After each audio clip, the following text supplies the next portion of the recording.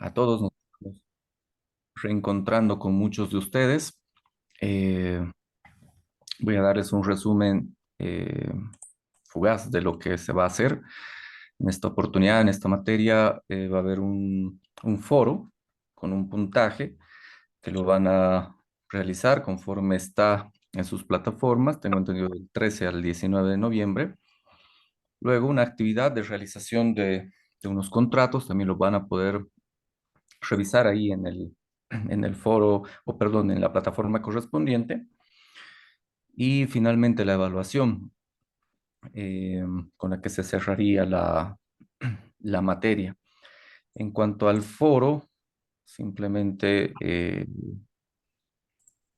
para cualquier duda, tiene que ver específicamente con establecer cuáles son los elementos esenciales que deben estar presentes en un contrato para que pueda ser válido conforme al derecho civil, en este caso al Código Civil, y cómo afecta la falta de uno de estos elementos a la validez de los contratos. Entonces, en torno a esa interrogantes que gira el foro, que es de participación obligatoria, y con esto creo que podríamos estar ya dando inicio a la materia, al avance, si es que no hay alguna pregunta.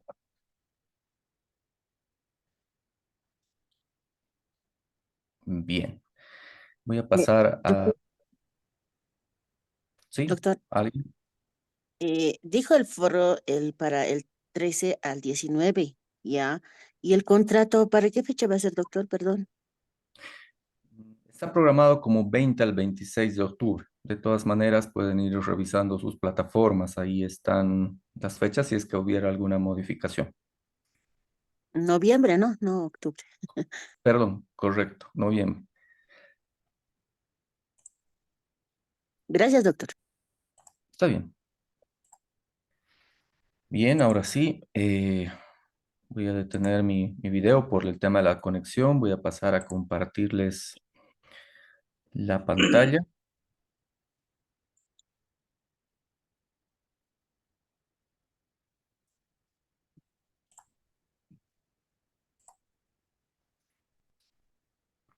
Y si me van a poder ayudar diciéndome si está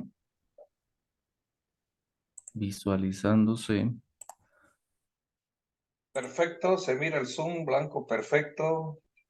Todos los La, derechos civil, contrato perfecto. ya. La diapositiva entonces está visualizándose correctamente, ¿cierto? Se está visualizando, doctor. Muchas Perfecto, gracias. doctor.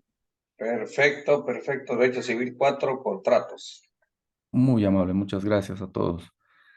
Bien, me gustaría empezar con una pregunta que creo que va a lograr que podamos romper el hielo.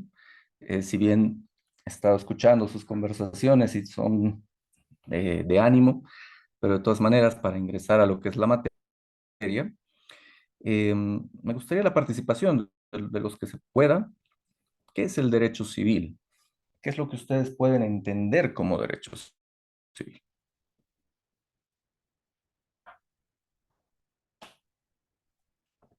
Cualquiera puede iniciar. Muy buenas Buenas noches, noches, licenciado. doctor. Muy bueno. ¿Sí? Bueno, les demos la palabra a las damas. Me parece Buenas bien. noches, doctor. Bueno, el derecho Buenas. civil es un conjunto de normas jurídicas que rigen a a nuestra sociedad, a las relaciones que tenemos entre personas y de personas con el Estado. Ya, está muy bien. Doctor, la palabra, ¿sí? Palabra, Sí, continúe. Doctor, ya. ya el conjunto de normas también que regulan y vinculan relaciones entre personas, no puede ser privado, que se establecen entre ellas. ¿Correcto? Bien. También es una rama del derecho, ¿no? Que contempla temas relativos a las personas, los contratos, las obligaciones, sucesiones sobre los bienes también, ¿no? Tiene mucha controversia y también soluciona algunas controversias que se suscitan, ¿no? Eso sería. Gracias. ¿Alguien más, tal vez? Doctor, Sí, continúe. al modesto entender el tema eh, hace referencia con respecto a las obligaciones de de las personas en el Estado, lo boliviano en sí, porque el Código Civil netamente hace referencia a todas las obligaciones que tuvieran dentro del Estado boliviano. Ya, muchas gracias. Bien, a ver, vamos a ir viendo qué tal, cómo nos hemos acercado a ese concepto. Y ahí tenemos uno que me ha parecido sencillo y de fácil entender, que nos dice que el derecho civil, que es parte del derecho privado, es una rama del derecho que se ocupa de las relaciones jurídicas entre personas o entidades privadas. Su objetivo principal va a ser regular las interacciones entre individuos en áreas como los contratos, la propiedad, las sucesiones y las obligaciones personales y patrimoniales, ¿no? Y también la causa y las demás condiciones de los contratos. Esto simplemente como un, una forma de ingresar a nuestra materia. Ustedes saben, tal vez ya han llevado alguna de las materias previamente, como personas, como el tema de las sucesiones o propiedad, primera instancia, pero sin embargo era muy importante que podamos tener un concepto para entender específicamente a qué se refiere el derecho civil. Y dentro de esto del derecho civil, nos interesa mucho lo que es la teoría de los contratos. Ahí justamente nos dice que esta teoría de los contratos se refiere al conjunto de principios y conceptos que subyacen a la formación, interpretación y ejecución de los contratos. Y hay un siguiente, una siguiente definición que me parece mucho más completa y que ustedes van a relacionarla con el avance que vamos teniendo y que nos habla que la teoría de los contratos es una rama del derecho civil que estudia los principios y fundamentos comunes de todos los contratos. Esto abarca los elementos esenciales como son la formación, la interpretación, la eficacia, así como la extinción y los derechos y obligaciones de las partes que forman parte de estos contratos. En resumen, la teoría de los contratos tiene como objetivo proporcionar un marco legal para la regulación de relaciones contractuales. Este marco legal debe ser justo y equitativo. Para eso sirve el derecho, ¿no? Para regular justamente ese tipo de relaciones que se van a dar en determinadas ramas del derecho. Y el objetivo va a ser proteger los derechos de las partes que están involucradas. Así que eso es particularmente la teoría de los contratos. Pero, ¿qué es un contrato? Es importante que ustedes lo puedan ver. El artículo 450 del Código Civil nos dice que es el acuerdo de dos o más personas. Primer requisito, tiene que ser dos o más personas para constituir, para modificar o extinguir entre sí una relación jurídica. Otra definición que también me pareció pertinente, nos habla de un acto jurídico bilateral o plurilateral. Bilateral, sabemos, dos personas; plurilateral, más de dos personas. Y por virtud del cual una o más personas se obligan a dar, hacer o no hacer alguna cosa en consideración a una prestación recíproca. Entonces, los contratos son acuerdos que van a realizarse entre dos o más personas que generan obligaciones recíprocas, porque no solamente son derechos que se están otorgando, sino obligaciones que deben cumplir. Estas obligaciones pueden ser de dar, hacer o de no hacer. Alguien, y bueno, legalmente hablando nos dicen, ¿no?, que un matrimonio, por ejemplo, es un contrato en ciertos aspectos. Y creo que por ahí viene justamente el no éxito de esta institución. ¿Por qué? Porque la mayor parte de la gente espera dar y también recibir. Y cuando alguien no cumple con ese dar, entonces pues nos sentimos con el derecho de resolver, anular o simplemente dejar sin efecto un determinado contrato, en este caso un matrimonio. Esto les hago como una simple referencia, no lo vean como una opinión que les quiero imponer, pero simplemente para reflexión. Es importante ingresar a lo que son los elementos de los contratos, elementos que componen, que deben tener cualquier contrato. En estos tenemos en primera instancia la capacidad de las partes, relacionado mucho con la edad, pero también con la capacidad mental, ¿no es cierto? Entonces ahí nos dice las partes que intervienen en un contrato deben tener una capacidad para celebrarlo, es decir, ser mayores de edad. Un contrato celebrado por una persona menor de edad no es un contrato legalmente constituido. Tampoco deben estar privados de sus derechos civiles, que en ocasiones se puede dar esta situación, y no estar afectados por una causa de incapacidad. Ustedes saben, cuando hay un tema de incapacidad mental, que lo vamos a ver más adelante, entonces ahí hay un vicio en el consentimiento de las personas, que lo vamos a ver también más adelante a mayor profundidad, pero una persona que es incapaz o que ha sido declarada incapaz judicialmente hablando, entonces no puede celebrar con contrato, con un informe psiquiátrico, con un informe psicológico que se pueda dar sobre esas capacidades que tiene una persona. Les voy a pedir, por favor, en algún momento, si se corta el internet, me puedan hablar para que yo me dé cuenta si no me están escuchando. Un segundo elemento es el consentimiento, y este tiene que ver con el acuerdo de voluntades entre las partes contratantes. ¿Qué quiere decir esto? Que las partes tienen que estar de acuerdo, tienen que entender, conocer a qué se refiere el contrato que están suscribiendo. Los que van a intervenir en un contrato puedan estar al tanto de las cláusulas que lo componen y puedan prestar su consentimiento, es decir, con una firma establezcan que conocen, y generalmente se pone en la última cláusula, ¿no? El consentimiento dice, las partes se obligan o conocen, entienden todas las cláusulas previamente establecidas y se obligan a su fiel y completo cumplimiento, ¿no es cierto? Entonces, más o menos en ese sentido va este elemento.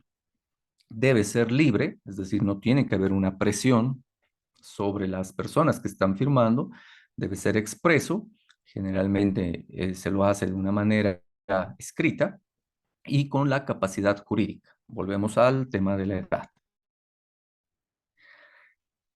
Un tercer elemento es el objeto. Todo contrato nos habla de la materia del acuerdo entre las partes. El objeto debe ser lícito, debe ser posible y debe ser determinado o determinable. También vamos a revisarlo más adelante a detalle.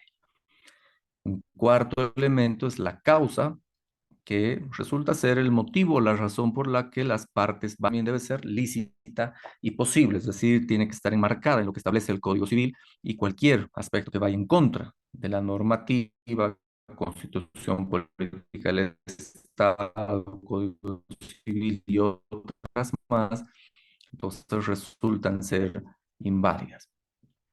Finalmente, la Disculpe, doctor, forma se le tiene que escucha muy también entrecortado. ser determinada por ley o por las partes.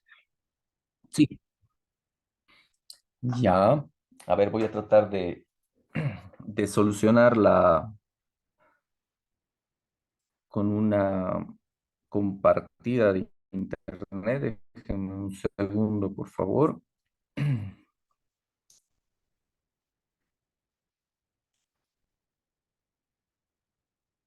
Voy a tratar de cambiar a otra conexión. Denme un minuto, por favor. Y gracias, porque lo que me interesa es que puedan escuchar.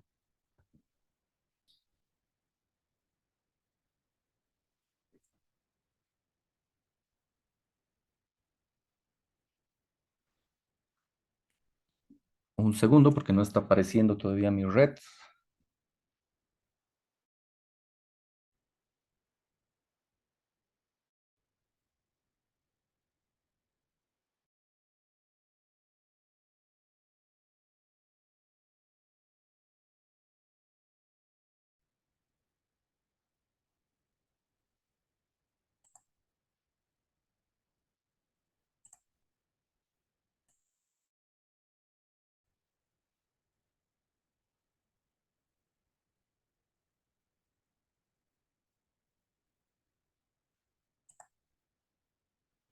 Bien. No sé si se me está escuchando ahora, ¿sí?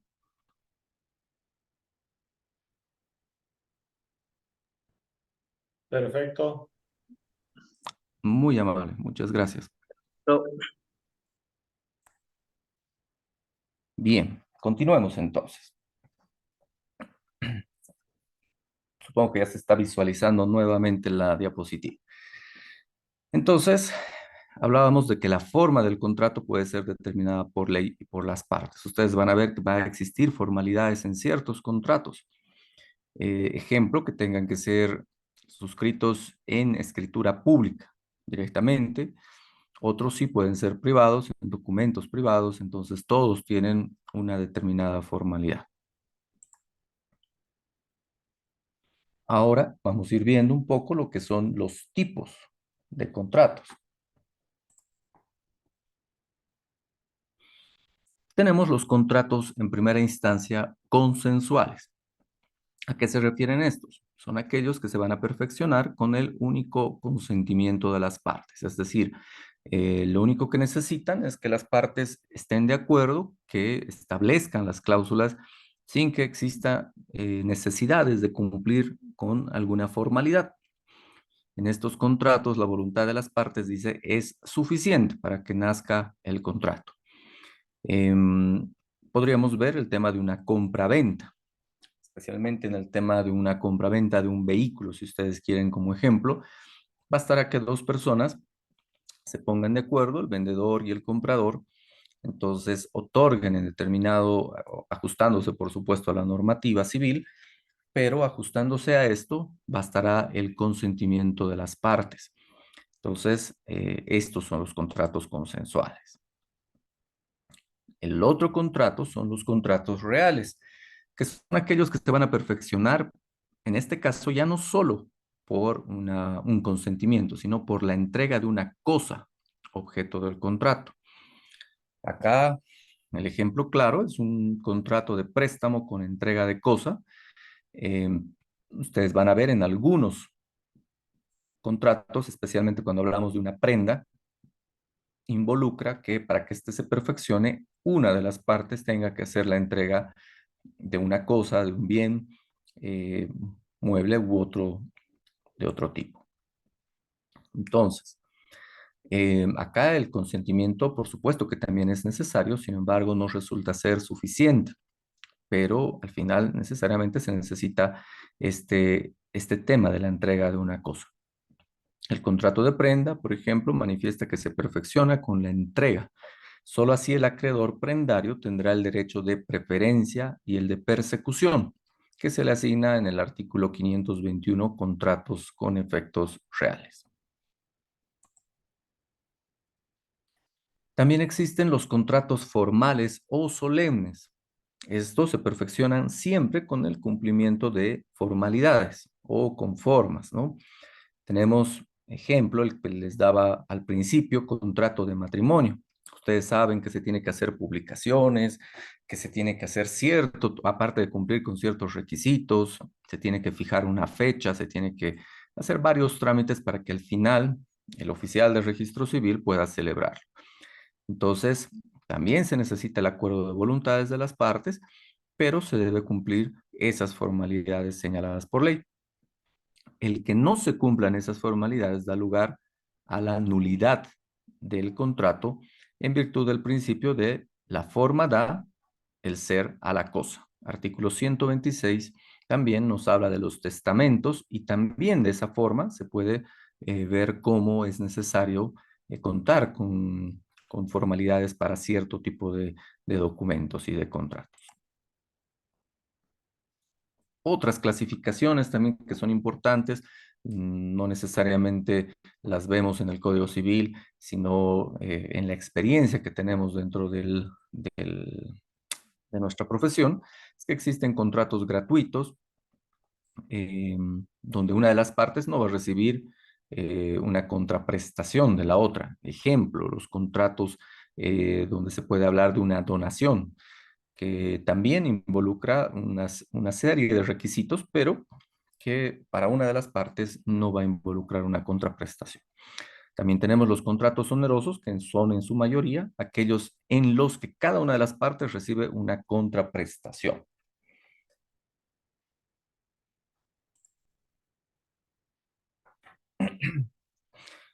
Ahora hablemos sobre los principios, aunque previamente, digamos, para que cerremos el anterior, los contratos también pueden clasificarse, esto me olvidaba, según su objeto. Así tenemos contratos de compraventa, de arrendamiento, de prestación de servicios, depósitos de garantía y otros más. Entonces, los contratos siempre van a ser herramientas fundamentales para el desarrollo de relaciones jurídicas. Mediante los contratos, las personas pueden regular esas relaciones y establecer obligaciones recíprocas que tienen que ser cumplidas y que va a haber un ente regulador que va a obligar a que éstas sean cumplidas. Si no hubiera un ente regulador que se preocupara por esta situación, hubieran los juzgados, entonces serían vanos los contratos, ¿no? Cualquiera firmaría algo, recibiría un dinero y la devolución nunca se haría eh, realidad, nunca se haría efectiva, porque no tendríamos cómo reclamar que ese préstamo de dinero que hemos realizado se tendría que presentar o se tendría que devolver en ciertas fechas, cuántos serían los intereses, las cláusulas que involucran que se vuelva un documento ejecutivo, que se vuelva un documento coactivo, etcétera, etcétera, y otras formalidades más referidas a ese tipo de contratos. Entonces, es muy importante que nos demos cuenta de esa situación. Ahora sí, entrando a lo que son los principios de los generales, en realidad de los contratos, nos hablan, uno, que primero existe una libertad contractual. Este principio es muy importante porque las partes no pueden ser obligadas a celebrar contratos, sino ya estaríamos hablando de vicios del consentimiento. Entonces, siempre son libres de celebrar o no. Es una decisión personal. Un segundo principio nos refiere o nos envía a lo que es la autotutela contractual. Y esto significa que las partes contratantes pueden establecer cuáles son las normas que van a regir su relación contractual. No es que existe un modelo de un contrato que todos deben realizar. Ustedes deben saber muy bien que mucho depende del abogado. Un abogado que sabe hacer muy buenos contratos resulta ser alguien a quien buscan las partes. Y perdón que lo diga, pero esto es la parte práctica de nuestra profesión. Muchas veces hay gente que va, ¿no?, a hacer un contrato, qué sé yo, de un préstamo de dinero y le dice al abogado, bien, quiero prestar 5,000, 10,000, 15,000 dólares, etcétera. Por favor, hágame un documento. ¿Cuánto me va a costar? Y hay gente que reniega, ¿no? Porque quieren pagar 50 bolivianos, 100 bolivianos, porque piensan que es un papel y nada más.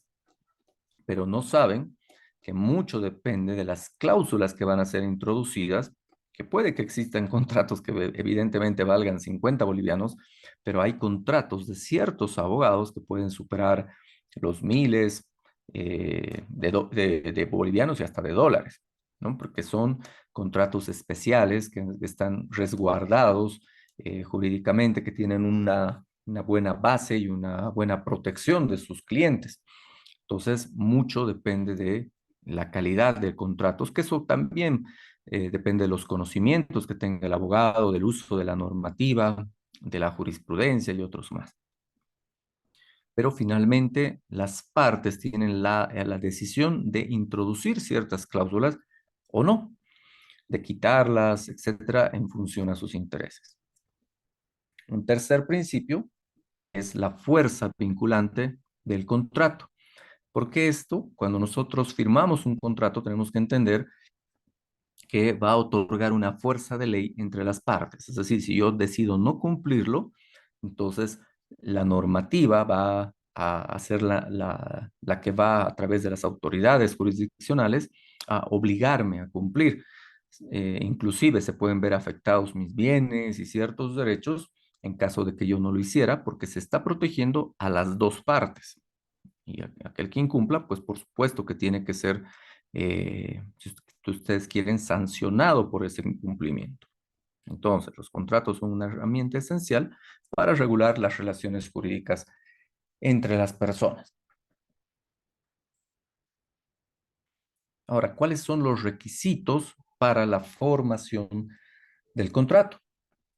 Vamos a ver que en el Código Civil, en el artículo 452, se establecen estos requisitos, que los hemos visto hace un momento, pero ahora los vamos a ver poco a poco, un poco más a detalle, para que ustedes vayan conociendo. Hemos visto consentimiento, el objeto, la causa y la forma, en un principio. Hablando específicamente del consentimiento, nos dice que es el acuerdo de voluntades de las partes para celebrar un contrato. Este consentimiento debe ser expreso o debe ser tácito, pero siempre debe ser libre e informado. Entonces, el consentimiento puede ser expreso o tácito y es expreso si se manifiesta verbalmente o por escrito por signos inequívocos, y es tácito si resulta presumible de ciertos hechos o actos.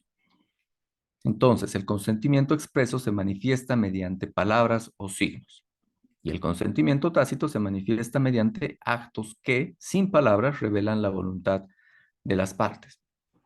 Ustedes saben que hay contratos laborales, sin ir muy lejos, donde de repente no se ha firmado ningún tipo de documento, ningún tipo de contrato, pero se presume que esa persona está trabajando por determinados actos, como por ejemplo que la persona ya marque su asistencia en un control biométrico, que cumpla un horario laboral, etcétera, hablando un poco como un ejemplo simplemente, ¿no?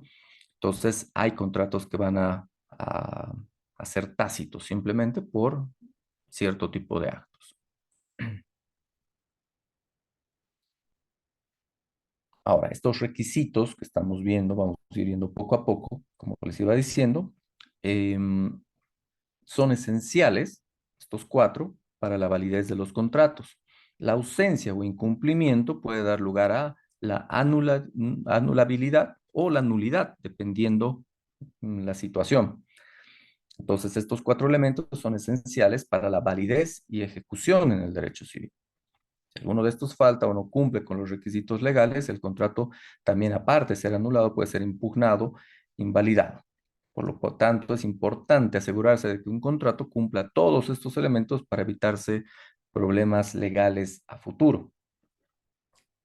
Ahora bien, el consentimiento también tiene vicios, y ustedes lo van a ver en la mayor parte de los contratos. Tiene que poner, cuando se está hablando del consentimiento, tiene que decirse que de su libre y espontánea voluntad, una parte decide, hagamos de cuenta, en un ejemplo de un contrato de compra-venta, decide otorgar o transferir el dominio de una cosa, de un bien a otra, y lo hace de su libre y espontánea voluntad, nos dice. Entonces, esto nos está hablando del consentimiento, sin que medie, dice la mayoría de los contratos, sin que medie vicios de consentimiento. Justamente a eso es a lo que estamos viendo. Entonces, en el derecho civil se refiere los vicios del consentimiento a situaciones en las cuales una de las partes en un contrato no ha ofrecido adecuadamente ese consentimiento y por ende invalida el contrato, debido a la presencia de factores que afectan la voluntad y la capacidad de esa parte para comprender plenamente los términos del contrato. Habíamos dicho que tiene que haber una libertad y esa libertad involucra que las partes conozcan, entiendan el contenido de lo que están firmando. Por eso es que recurren a los abogados, para que los abogados puedan asesorarlos, puedan decirles si les conviene o no les conviene firmar este contrato.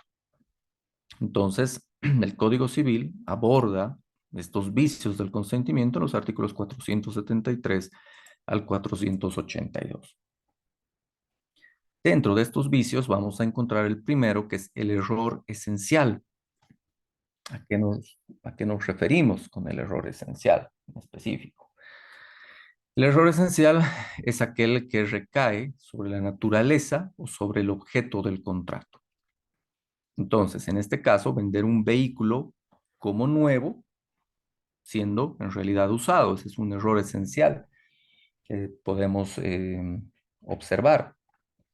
Bien, entonces, el error esencial sería en este caso decir, no, no solamente en un vehículo, solo es un ejemplo, decir este vehículo sí es nuevo y yo lo compro como si fuera un 0 kilómetros y aunque tenga 100 kilómetros, tenga 50, 20 o lo que sea, ya resulta ser usado y estoy pagando por algo que se supone que tenía que ser nuevo. Entonces, por ahí va el problema. El segundo resultaría ser el error sustancial. Cuando hablamos de esto, hablamos de cuando recae uno sobre la sustancia o sobre las cualidades de la cosa, siempre que tales cualidades sean determinantes del consentimiento. Este error debe ser compartido por las partes. Y el segundo nos habla sobre la identidad o sobre las cualidades del otro contratante, siempre que aquella o estas hayan sido determinantes del consentimiento. Ejemplo, vender un cuadro como si fuera original y fuera de un famoso pintor, y siendo este una copia o una reproducción o una litografía, etcétera, etcétera. Entonces, esa podría ser una situación de un error sustancial. También la compra de un terreno que yo decido comprar y que me dicen es apto para la construcción. Entonces yo quiero construir un edificio y luego de haber comprado ese terreno, no sé, el arquitecto, el ingeniero civil viene y me dice, no vamos a poder construir el edificio de 20 pisos que usted quería aquí, porque el terreno es de otro tipo, es, no sé, fangoso, puede ceder o cualquier otra situación. Entonces vamos a poder construir un edificio de 3 pisos. Entonces, ese es un error sustancial que afecta justamente y que vendría a considerarse un vicio del consentimiento y que podría dar lugar a la nulidad de un contrato.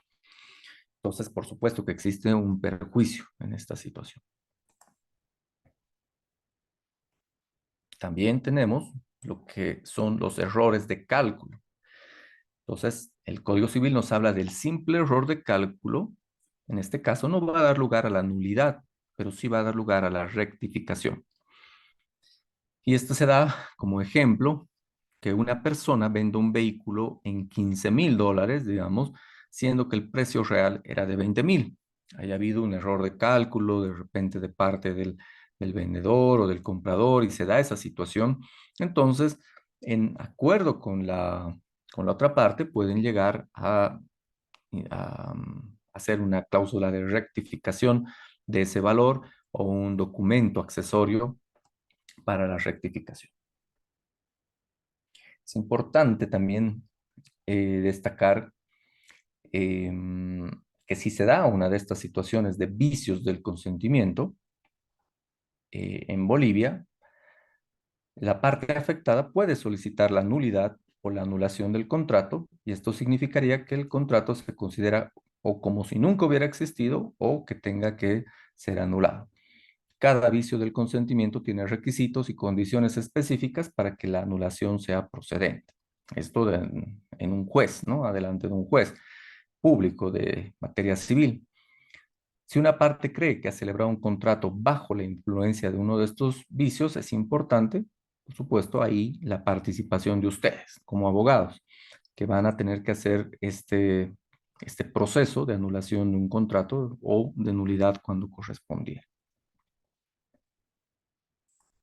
Vamos con otro. Otro de los vicios es la violencia.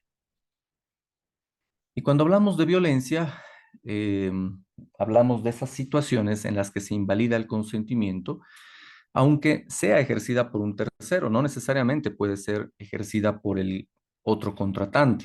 Hagamos de cuenta que somos dos partes, pero un familiar, un amigo o simplemente un tercero de parte de esa otra parte me realiza amenazas de muerte, de que si yo no firmo la venta de un bien, entonces, pues no sé, o me va a pasar algo a mí o le va a pasar algo a mi familia.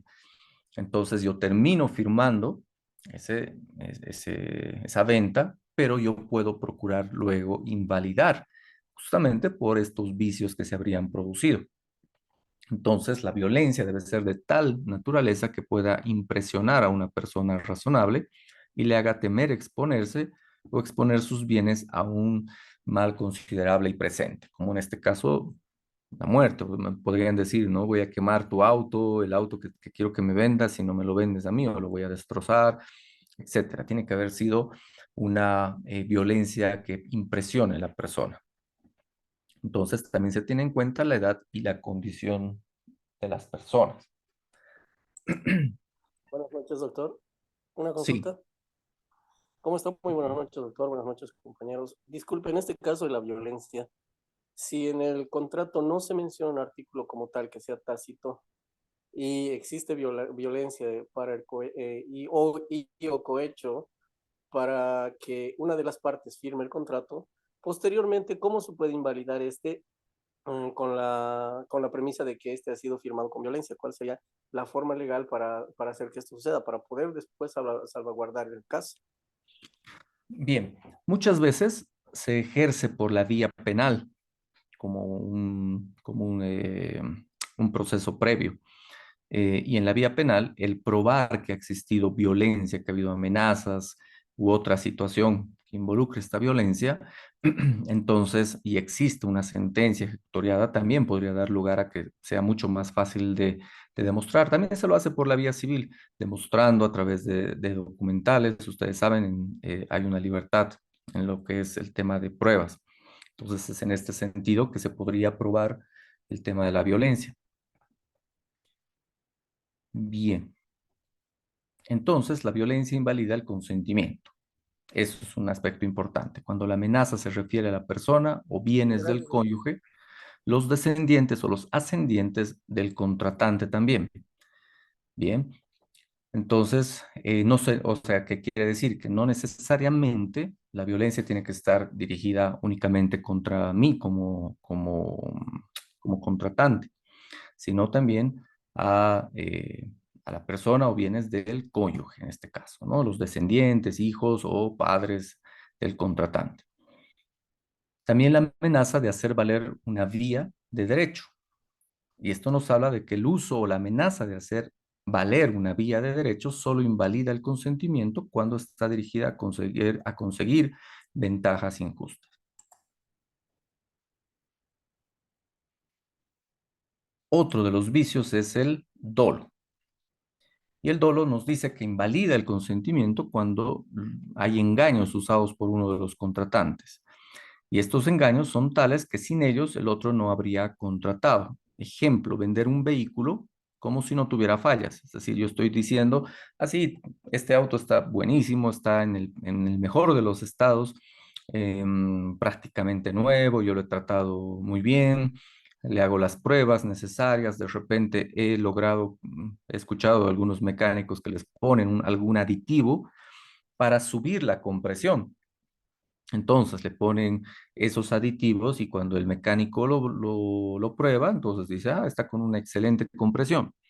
Pero más adelante, un mes después, el auto empieza a fallar, empieza a perder fuerza, y lo llevo nuevamente al mecánico y el mecánico me informa, no sé qué ha pasado, pero este vehículo está en las últimas, está por expirar su motor, va a necesitar una reparación bastante grave, ¿no? Que va a involucrar un gasto enorme. Entonces, luego, entendido de esto, de repente el mecánico me dice, ah, acá le echaron un aditivo, acá hay restos de ese aditivo. Entonces, esa es la manera en la que nos han engañado, nos han puesto este aditivo y eso ha generado lo que vendría a ser el dolo.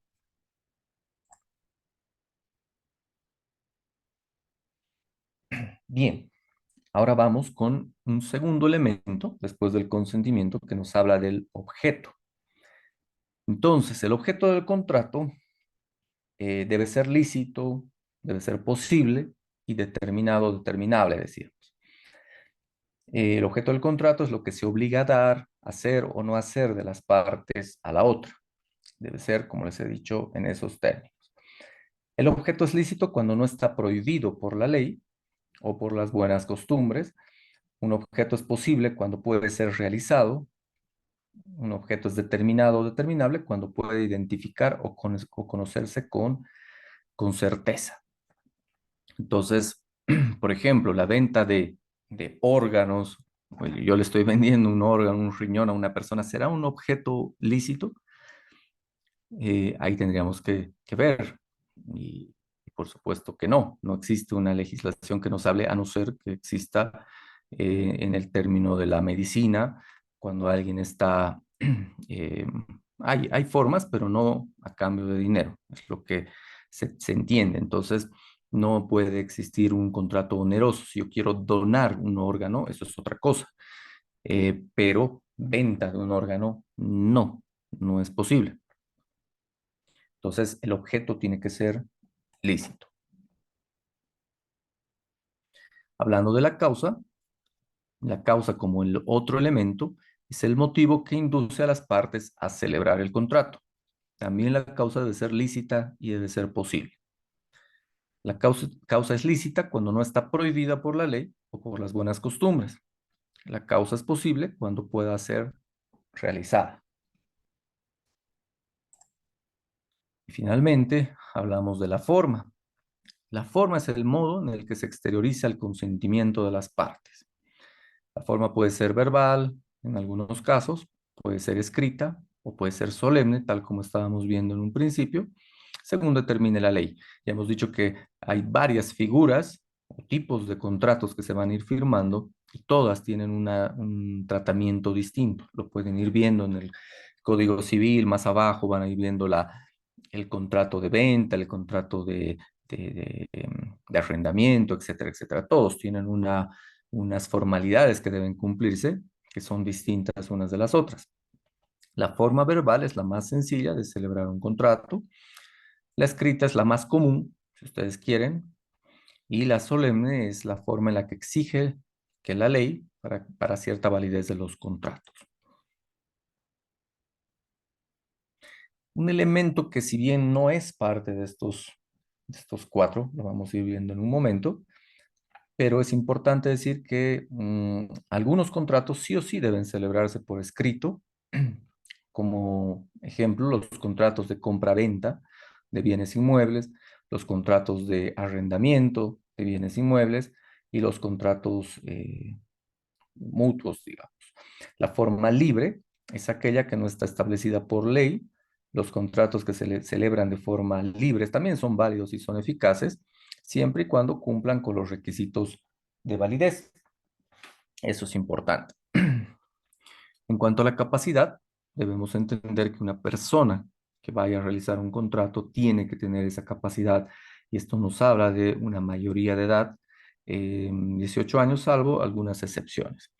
La capacidad de contratar es la aptitud que tiene una persona para obligarse por medio de un contrato.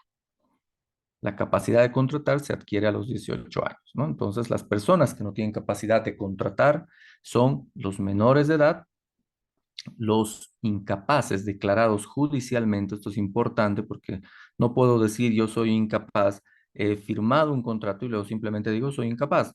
así que quiero que se anule. Tiene que haber sido previamente declarado judicialmente. Los interdictos y los que se encuentren en estado de interdicción judicial.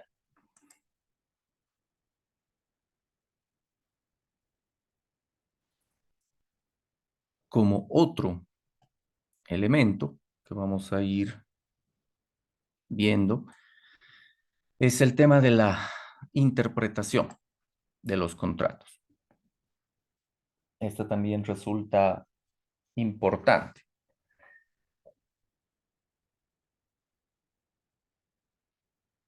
Aunque, a ver, déjenme ver en esta parte previamente.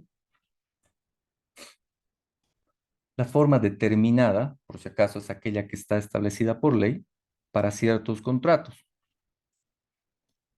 Y algunos ejemplos de contratos que requieren una forma determinada son el de compra-venta de inmuebles, que debe constar sí o sí por escrito, el testamento, que debe constar también por escrito y ser firmada por el testador, y también el matrimonio, que debe celebrarse ante un oficial de registro civil. Ya, esto simplemente como parte de lo que estábamos hablando hace un momento.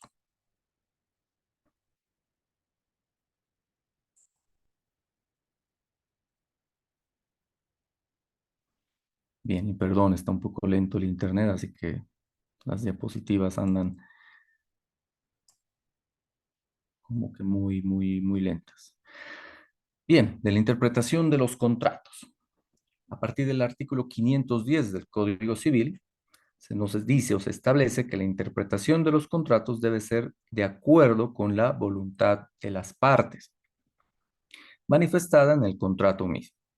Si la voluntad de las partes no es clara, se debe recurrir a ciertos criterios. Ustedes van a ver, es lo que les decía hace un momento. Si un abogado no tiene el suficiente conocimiento para elaborar contratos, que ustedes los van a ver a montones, ustedes van a ir a, no sé, si alguno conoce lo que coloquialmente se habla acá en Cochabamba, para quienes vivan aquí, la cueva de Alibaba le llaman, ¿no? Y no quiero hacer mala propaganda a nadie, pero eso nos decían desde la universidad. Ahí hay abogados de todos los precios, de los más baratos. Entonces uno va, quiero hacerme un contrato y casi siempre ese contrato resultaba malo. Terminaba uno perjudicado porque se le hacía el contrato de la forma más sencilla y a veces de una forma poco clara. Entonces, cuando uno quería exigir el cumplimiento de ese contrato, pues tenía que recurrir a este tema de la interpretación de los contratos. Y a veces, en muchas ocasiones, como estaba tan mal redactado el contrato, esa interpretación resultaba muy difícil de realizar. Pero por eso es importante que ustedes, a medida que vayan especializándose, si van a hacerlo en el área civil, entonces puedan conocer específicamente y se pueden especializar en contratos. Y cada contrato que ustedes realicen puedan dotarle de todos los elementos legales, pero también de elementos de protección especial que pueden darse, que no todos los abogados van a conocer, pero que ustedes van a beneficiar mucho a sus clientes y por eso es que por esa clase de contratos que ustedes realicen es que van a ser contratados y además les van a pagar un mejor precio. No solamente pasa en el tema de los contratos, ustedes verán con cualquier abogado. Hay abogados que pueden cobrar un monto y 10 veces más puede cobrar otro abogado. Y es justamente por la calidad del servicio que se está prestando. En resumen, el que ustedes realicen buenos contratos no depende del docente, no depende del Código Civil y que se memoricen el Código Civil, sino también depende mucho de la capacidad de redacción que ustedes van a tener. Esa capacidad de redacción, de aplicar la normativa, pero también aplicar otros aspectos como la jurisprudencia, como la doctrina y además la experiencia, que no deja de ser muy importante en cómo es que a veces se debe proteger de cierto tipo de situaciones. En un contrato digamos, de un alquiler, alguien que esté realizando un simple contrato, después va a tener al abogado siendo visitado por el propietario y le va a decir, mira, no lo puedo sacar hasta ahora a esta persona que no me paga un peso. ¿Por qué? Porque no me has hecho un buen contrato. Lamentablemente, sí, tenemos el Código Civil que nos va a decir 3 meses, etcétera, etcétera, etcétera, pero tal vez nos va a devolver, pero casi destruido el, el, eh, el inmueble que le hemos alquilado. ¿Por qué? Porque no se han establecido ciertas cláusulas, no se ha establecido a detalle cómo estaba, en qué condiciones ha sido entregado ese bien. Entonces uno termina golpeándose la cabeza y diciendo, ¿por qué pagué 50 bolivianos por este contrato y ahora me va a salir el arreglo, no sé, $2.000 o $1.000 por haber carecido de un buen abogado, ¿no? De un buen documento que se me haya realizado? Entonces, si la voluntad de las partes plasmada en un contrato no es clara, se debe recurrir, como les decía, a estos criterios. Uno, ver cuál es la intención de las partes. Entonces, acá se debe presumir que la intención de las partes es buena y es lícita. O sea, nunca en ningún momento se va a tratar de ver que las partes han tratado de engañar a la una a la otra, pero eso es parte de la interpretación. Segundo, hay que ver el sentido literal de las palabras, salvo que aparezca que no es el que las partes quisieron dar. Casi siempre existe un sentido literal, vuelvo a decirles, mucho va a depender de la redacción, de la capacidad de redacción de un abogado, pero siempre tiene que haber ese sentido literal.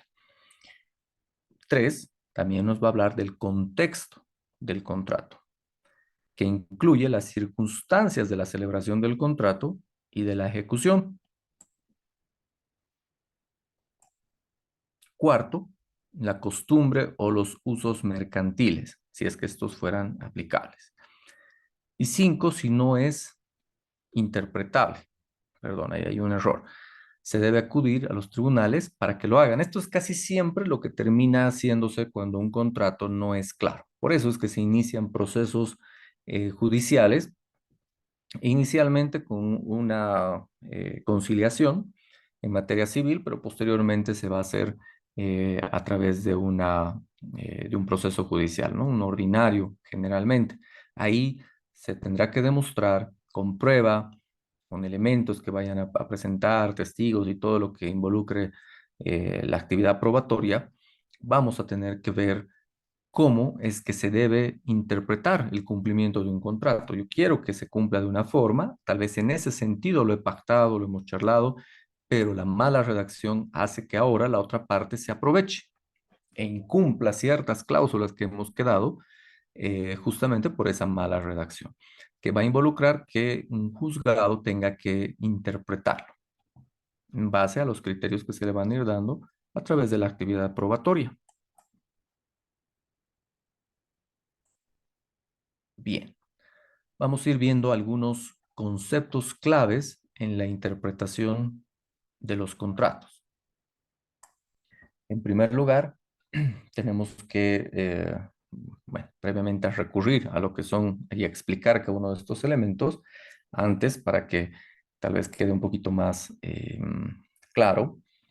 Si un contrato estableciera que el vendedor debe entregar la mercancía en un plazo de 30 días, y dice, ¿no? En un plazo de 30 días debe entregar, y si simplemente dice eso, se debe interpretar que la voluntad de las partes es que la mercancía se entregue dentro de 30 días, pero desde la celebración del contrato.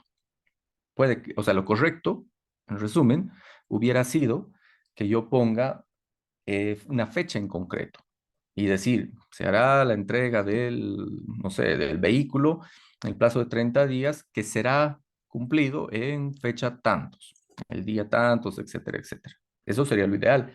Pero si no se ha puesto, no se ha completado ese tema, entonces se presume o se debe presumir que es a partir de la celebración del contrato. ¿Cuándo es la celebración del contrato? La fecha que consta justamente en el contrato. O en última instancia se ve un reconocimiento de firmas, etcétera, etcétera, la fecha del reconocimiento de firmas. Entonces se va a presumir esa en concreto.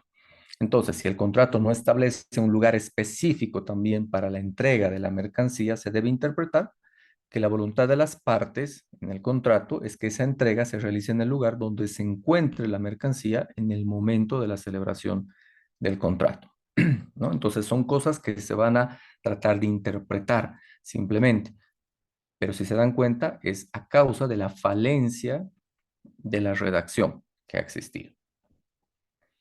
Entonces, la interpretación de los contratos es un proceso importante porque se va a ocupar de determinar el significado y el alcance de las disposiciones contenidas en ese contrato. Es decir, que sean entendibles, que sean de cumplimiento obligatorio y que sea una autoridad la que va a decir esto es lo que tendrías que estar dando tú en tal fecha, según la interpretación que estoy realizando del contrato que han firmado.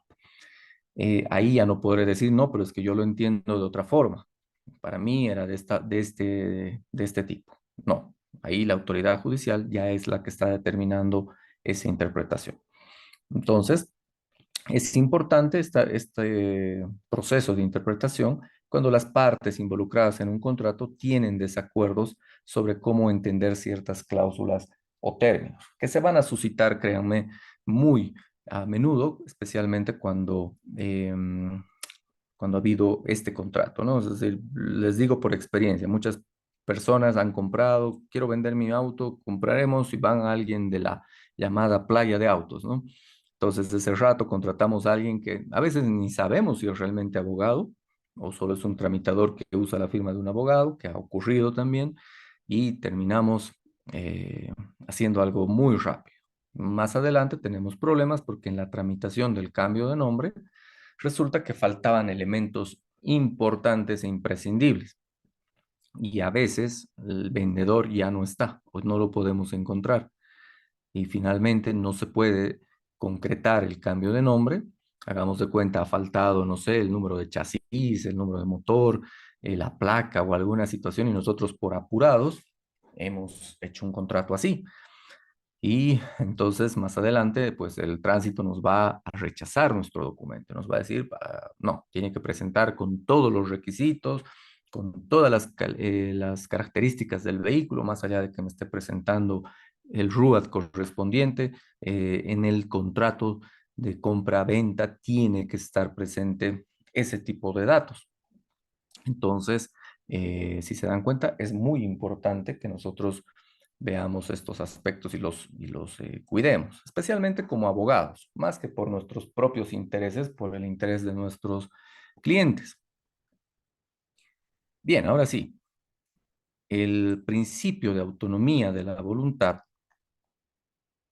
está referido, en general, que se da un fuerte peso a la intención de las partes de interpretar un contrato. Se presume que las partes han establecido el contrato de acuerdo con su voluntad y deseos. Eso es lo presumible, eso es lo natural, si uno quiere. Y se debe interpretar de acuerdo a esa intención que se tiene. Se supone que no podemos pensar que las partes, una engañó a la otra, es lo que les decía al principio. Y podemos volver a la diapositiva, ¿no? Se va a presumir la intención de las partes, que debe ser buena y lícita. Sobre esa base específicamente es que entendemos que esa autonomía de la voluntad se ha dado desde el principio, que todas las partes estaban conscientes, que estaban al tanto, que habían entendido las cláusulas y solo así uno firma. Lamentablemente en la práctica las personas no se fijan en los contratos. Firman y a veces confían simplemente porque están apurados a adquirir un bien, etcétera, etcétera. Y ahí surge el error. Por eso es que están los abogados, para decirles, a ver, yo te lo voy a interpretar, yo te lo voy a leer, yo voy a, o tráeme el contrato que estás por firmar que ha elaborado otro colega y voy a decirte si es correcto o un acuerdo conciliatorio, una transacción, etcétera, que también resultan ser contratos, ahí yo puedo ver si las cláusulas están de acuerdo a la ley y de acuerdo a los intereses de mi cliente.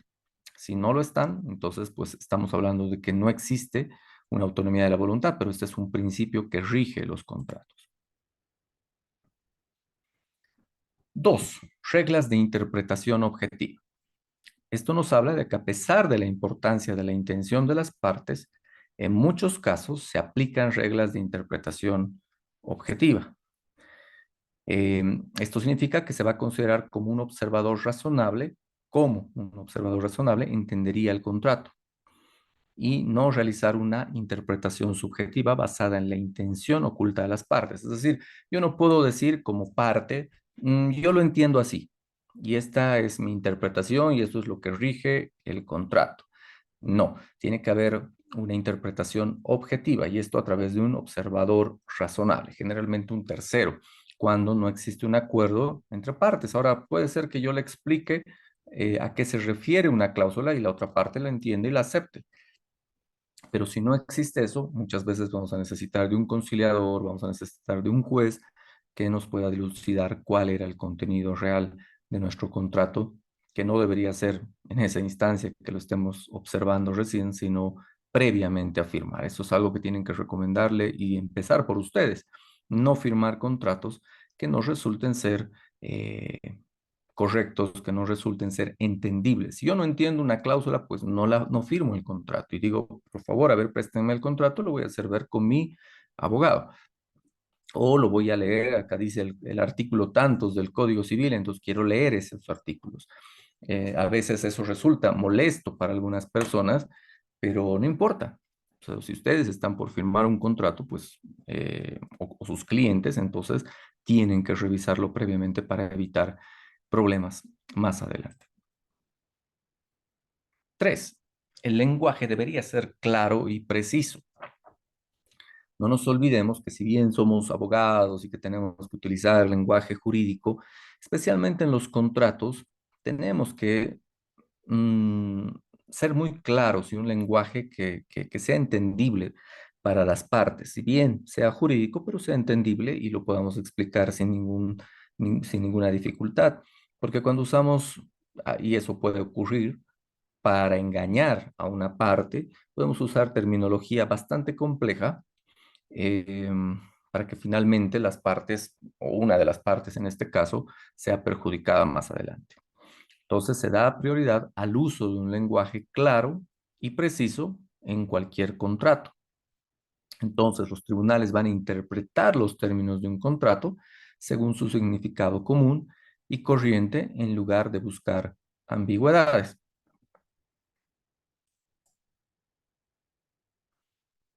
Cuarto elemento o aspecto importante a considerar, conceptos claves, digamos así, en la interpretación de los contratos son las reglas de interpretación específica. Entonces, algunos contratos pueden tener estas reglas específicas de interpretación. Por ejemplo, un contrato para definir ciertos términos o establecer el orden de prelación o quién es primero en las cláusulas en caso de conflicto. Entonces, siempre tiene que haber estas reglas importantes en un contrato. 5. Circunstancias externas. Cuando hablamos de circunstancias externas, hablamos de que en algunos casos estas circunstancias o antecedentes de la formación del contrato pueden ser relevantes para su interpretación o interpretación contextual.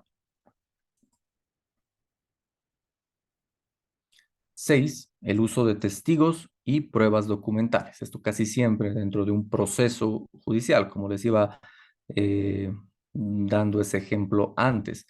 Las partes pueden presentar testigos que hayan presenciado el momento en el que se estaba celebrando el contrato, de repente un cónyuge que esté ahí también, algún familiar que entendió, de repente como un abogado, el que redactó el contrato, les explicó, pero que ahora, a la luz de un proceso, se está dando una situación distinta y nos está diciendo que ahora, en vez de recibir una contraprestación, más bien debe más dinero. No, yo he entregado un auto y me tenían que haber dado un dinero en tal fecha, pero debido a la mala explicación que se me ha dado y lo que yo he firmado, lamentablemente, podría estar ahora pidiéndoseme que yo, además de no recibir el dinero, más bien pague un dinero extra por supuestos daños y perjuicios. Entonces, ahí es donde yo necesito presentar en algunas ocasiones, cuando no existe esa claridad en los contratos, usar testigos y usar pruebas documentales, de repente algunos acuerdos previos que se habían realizado y que si bien no formaron parte del contrato principal, resultan ahora ser importantes para dilucidar por qué se está solicitando un cierto tratamiento a nuestro contrato, ¿no? 7, la resolución de disputas. Siempre que hay un caso de desacuerdo en base a esta interpretación que yo quiero realizar de un contrato, porque van a haber casos en los que son dos partes y siempre hay intereses contrapuestos. Siempre. En un proceso legal siempre van a haber dos versiones de un mismo asunto. Entonces, quien tiene que decidir es un juez. Entonces, las partes van a poder recurrir a los tribunales o a otros métodos alternativos de resolución de controversias, como son la conciliación, como son el arbitraje y otros más que tal vez ustedes ya han llevado en anteriores materias. Entonces, ahí esa parte se puede dar, principalmente en contratos civiles, comerciales, es que ustedes pueden realizar este tipo de sistemas alternativos, ¿no? Acudir a estos sistemas alternativos. La interpretación conforme a la ley. Cuando no hay una buena interpretación en el mismo contrato o no se puede determinar una interpretación, entonces se va a realizar la misma de acuerdo a las leyes y regulaciones aplicables. En un contrato de bienes raíces, sería el ejemplo, debe interpretarse de acuerdo a las leyes de propiedad inmuebles vigentes en la jurisdicción. Y tal vez otro que también nos sirve es en el contrato de arrendamiento de bienes inmuebles, en este caso un alquiler.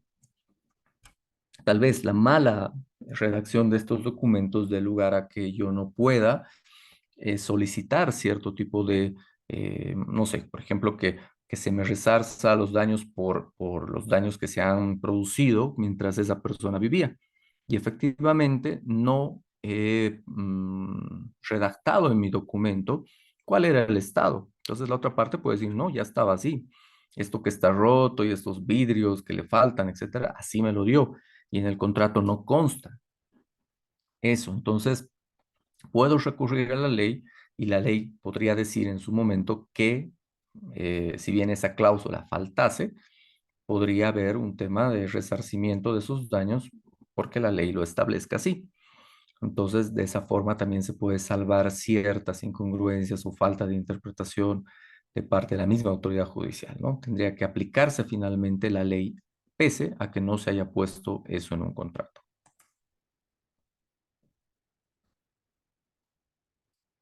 Bien, vamos yendo a lo que son los efectos de los contratos. En un momento más tal vez vamos a poder hacer un pequeño ejercicio. Eh, no sé, voy a ver si alguno de ustedes se va a animar a poder, no sé, redactar un contrato. Eh, creo que han tenido todos experiencia, ¿no? En la redacción de contratos en algún momento, pero yo espero que la mayor parte de los que están acá estén munidos de su código civil. Entonces ahí podríamos ver en alguna determinada área cuál sería una buena redacción, qué cláusulas pondría y cuáles tal vez le van a faltar, ¿no? Para poder analizar un poco este tema. Pero bien, efectos de los contratos.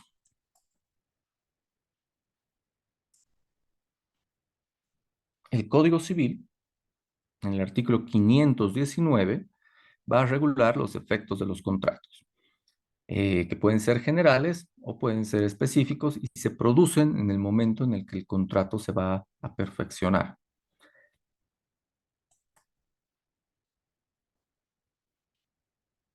Veíamos hace un momento fuerza vinculante. El contrato, un contrato civil en materia civil, siempre va a tener una fuerza de ley entre las partes. Ustedes saben que en derecho penal, quien establece o quien establece esa fuerza vinculante en realidad es la misma norma penal. no puedo yo exigir por principio de legalidad, no puedo exigir que alguien sea apresado o pueda ser aprehendido simplemente porque me parece. O no puedo decir, ah, no, a mí me ha mentido y no me está pagando mi deuda, así que métanlo a la cárcel. No puedo hacer eso porque penalmente no existe cárcel por deudas, exceptuando en ciertas materias, pero tiene que regirse a que eh, eh, digamos, mi conjunto de acciones se adecue a un tipo penal en específico. Si no se adecua a un tipo penal en específico, entonces no hay delito y por ende no me pueden obligar a hacer algo que la ley no ha establecido. Entonces, eso ya está en el Código Penal. No es algo que las partes, en este caso, puedan eh, establecer por sí mismas. En cambio, en el derecho civil sí. En el derecho civil, siempre y cuando exista esta situación de que se ajuste a la normativa, que no esté fuera de la norma, que no sea un objeto ilegal, etcétera, se pueden realizar cierto tipo de condiciones a las cuales se van a obligar las partes. No sé, hagamos de cuenta un cierto tipo de, mm, de plazo. Tal vez no va a estar en la normativa, pero si yo estoy estableciendo una obligación de dar en un cierto tipo de plazo, pues el concluir ese plazo va a habilitar la mora, de repente va a habilitar algún tipo de cláusula penal o algún tipo de arras, que también lo vamos a ver más adelante. Eso entonces significa que en materia civil yo puedo establecer, siempre y cuando no sea totalmente ilegal, puedo establecer ciertas cláusulas a las cuales nos vamos a obligar nosotros a través de ese contrato. Es como si nosotros hiciéramos nuestro propio código, ¿no? Código de conducta. Y si nos salimos de ese código de conducta, entonces vamos a tener una determinada sanción. No será la cárcel, pero sí será una afectación de nuestros bienes, serán multas, serán otro tipo de sanciones que también resultan ser sanciones para que se cumpla lo que estas partes han determinado. Entonces, las partes estarán obligadas a cumplir lo pactado, a no ser que la autoridad judicial disponga lo contrario. ¿Cuándo puede disponer lo contrario? Cuando, ya vamos a ver más adelante también, que puede darse situaciones de excesiva onerosidad, se pueden dar situaciones que generen estos vicios de consentimiento, entonces se pueden dar varias situaciones. Y también en el tema de la lesión, etcétera, etcétera. Entonces, si no está determinado por una autoridad judicial, tiene que ser cumplido. A eso se refiere este efecto que es la fuerza vinculante. La palabra, doctor. Sí. Eh, También creo que existe, no sé si usted nos ilustra mejor, estimado doctor, el tema de la figura de contratos criminalizados, ¿no? Donde ahí también considero yo de que podría entrar el tema del consentimiento, el tema de algún vicio, ¿no? Nos explicaba usted hace un momento de que uno de los vicios del consentimiento es el dolo, ¿no? La premeditación. Ujú. Entonces, en ese entendido, un contrato criminalizado vendría a ser justamente eso, ¿no? De que existe dolo y premeditación de que la otra parte, por decir así, razonando por lo absurdo, de un contrato de préstamo de dinero, donde la otra parte, a sabiendas que no lo va a cumplir, que existe un dolo y una premeditación, igual lo firma. Entonces ahí sería un contrato criminalizado y podríamos ir por la vía penal a través de la figura de estafa del 335 del Código Penal, si no estoy equivocado. Y Sí, ahí sí, podríamos ya adecuarlo a una figura penal porque hay una afectación al patrimonio en el caso de un contrato de préstamo de dinero, ¿verdad, doctor? sí, correcto. Justamente eso es lo que nos decían en algún momento su compañero, no sé si era usted o era otro, que cómo podemos hacer en algunos casos cumplir. Y muchas veces la vía penal va a ser la más adecuada, especialmente cuando usted establece este tipo de contratos, ¿no? Criminalizados. No vamos a entrar del todo por el tema de los tiempos y lo que es el avance mínimo de los contenidos en este sentido, pero algo que es muy importante que ustedes puedan entender, es más, ni siquiera vamos a poder ingresar a diferentes tipos de contratos, que sería muy importante que lo hubiéramos hecho en una materia, no sé, de varios meses, como se hace en, no sé, los lugares donde están, acá en San Simón, resultan ser bastante largas. Sabemos que es otro tipo de modalidad la que estamos, en la que estamos, pero sí es importante que ustedes, dentro de ese aprendizaje que tienen que ir realizando por su propia parte, que es generar competencias, que estamos en ese, ¿no? En un modelo educativo por competencias, es que el abogado, dice, ¿no? El dicho, el abogado que lee, el abogado que estudia, es el abogado que termina siendo mucho mejor. Les decía, en materia penal, la jurisprudencia es esencial, es lo mejor, incluso mucho mejor que leer el mismo código o penal o el procesal penal, porque resulta existir bastante interpretación al respecto por parte de tribunales superiores.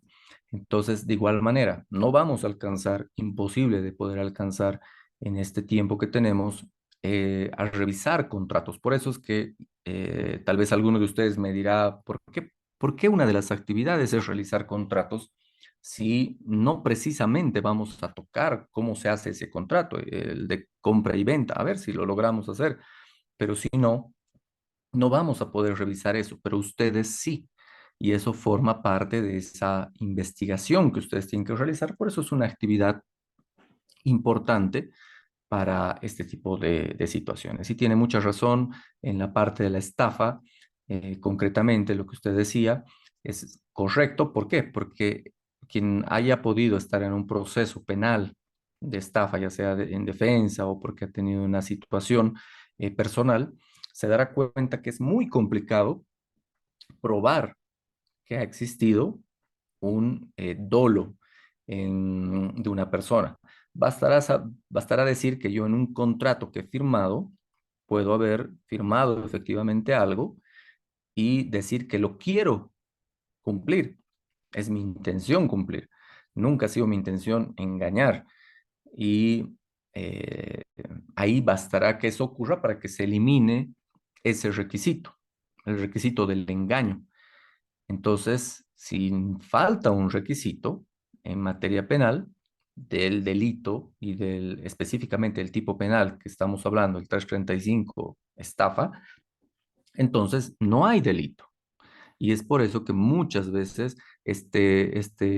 cualquier denuncia que se realiza por estafa termina, no vamos a decir todas, pero una gran parte terminan siendo rechazadas o termina habiendo un sobreseimiento. ¿Por qué? Porque no se ha llegado a demostrar todos los elementos que deben ser cumplidos. Pero usted tiene razón. Si yo establezco una cláusula criminalizada en el área civil, es una buena garantía, es una buena forma, como también lo sería en un contrato de préstamo de dinero que yo realice y cumpla todo lo necesario para que se convierta en digamos, en un documento ejecutivo, porque eso me va a permitir realizar los reclamos correspondientes y que cobre lo que tengo que cobrar de manera garantizada.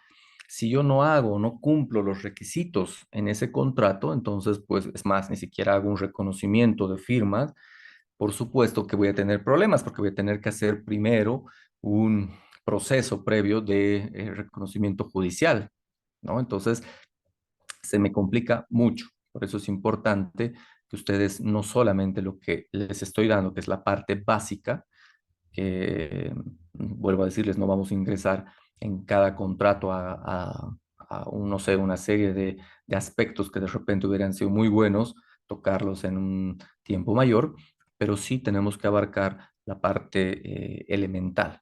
Y yo les pediría que en esos contratos que ustedes van a realizar, analicen todo, revisen todo lo que implica ese tipo de contrato y es ahí donde se va a notar en el trabajo que van a realizar, que van a entregar, cuánto han podido comprender de la norma, porque está ahí, pero la interpretación también es importante. Pero tiene mucha razón en esa parte. Bien, segundo elemento o efecto en realidad general de los contratos es la eficacia. el contrato produce efectos jurídicos, es decir, que crea, va a modificar, va a extinguir derechos, pero también va a hacerlo en cuanto a las obligaciones. No nos olvidemos los contratos, nadie lo firmaría si solamente me genera obligaciones.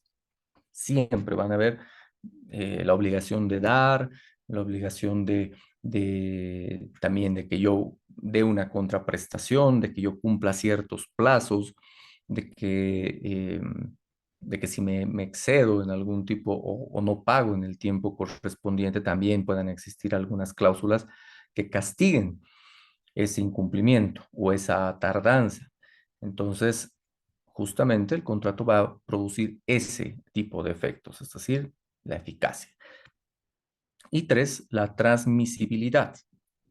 Y esto nos habla de que los derechos y las obligaciones derivadas del contrato pueden transmitirse a terceros por causa de muerte o por actos también entre vivos. Vamos a ir viendo que en algunos contratos se puede hacer esa transmisión de obligaciones y también transmisión de un tipo de contrato.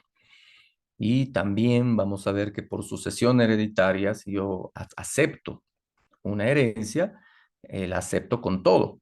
No solamente la acepto con los bienes que voy a recibir, sino también con las obligaciones que generan estos bienes. Ejemplo, yo puedo recibir un vehículo de mi padre.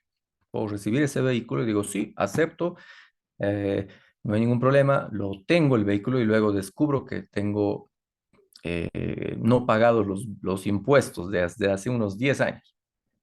Entonces, más allá de tramitar el cambio de nombre, pues me tengo que hacer cargo de esas deudas. Si es que correspondiera, veré el tema de que eh, de que se pueda evitar ciertos pagos, ¿no? Se me dio ahora el término exacto, Disculpe, pero doctor. sí, ¿Y hay la posibilidad de aceptar algún tipo de herencia con beneficio de inventario para poder claro. evadir ese tema de los pasivos que pueda tener, por así decirlo? Exacto, hay, ¿no?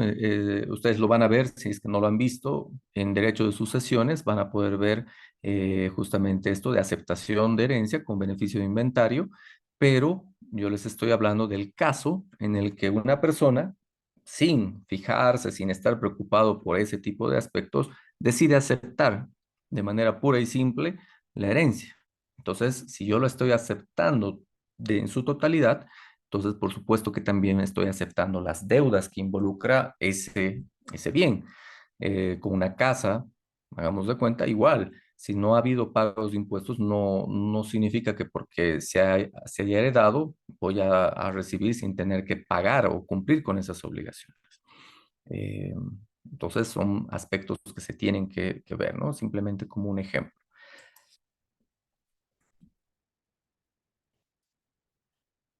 Ahora hay otros efectos específicos a considerar dentro de los contratos. Tenemos el tema de la obligación de dar. Y cuando hablamos de la obligación de dar, en este caso una de las partes se va a obligar a entregar una cosa a otra. En el contrato de compra-venta, entonces el vendedor se obliga a entregar la cosa vendida al comprador. Hablando de un contrato más sencillo, es en el de un vehículo. Si yo estoy vendiendo un vehículo, pongo en ese momento, estoy recibiendo la suma de tantos como contraprestación por el vehículo que estoy entregando. Pero ahí sí o sí también consta esa obligación de darlo. Si no lo estoy dando en el momento de la firma del contrato, tengo que establecer un determinado plazo para que se haga la entrega. Y esa es una obligación que sí o sí es específica. También la obligación de hacer en otros contratos donde una de las partes se va a obligar a realizar una actividad en favor de la otra. Podría ser un servicio o también un arrendamiento, donde se va a obligar a entregar la casa para que la persona pueda vivir en ese lugar y que a cambio de una contraprestación mensual, de un canon de alquiler. Y también puede surgir la obligación de no hacer. En este caso, una de las partes se obliga a abstenerse de realizar una actividad. Eh, no sé, ahí puede haber un montón de ejemplos, necesitamos simplemente nuestra imaginación pero podríamos dentro, o sea, no se olviden que los contratos civiles, mientras sean legales, pueden darse en cualquier situación. Créame, yo he visto contratos de todo tipo que uno ni se imagina de lo que se puede llegar a contratar, pero es importante que en algunos de ellos simplemente se haga la obligación de no hacer algo.